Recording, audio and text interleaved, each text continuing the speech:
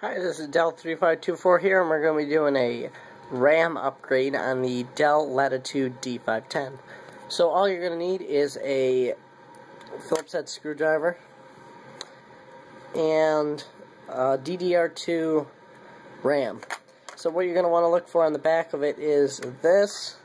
It pretty much takes up the whole back side of it. And all you got to do is take the one screw here and unscrew that. Just keep spinning it, and when that's done, just lift it up, and you're gonna see that there is a empty port back here. We'll be putting it in this slot. So what you want to do here is, you can see there is a missing slash in the card. You'll want to line it up right there with that. So all you got to do is line it up, then push down until it clicks in. And then all you got to do is take this, put this back on, and screw it in.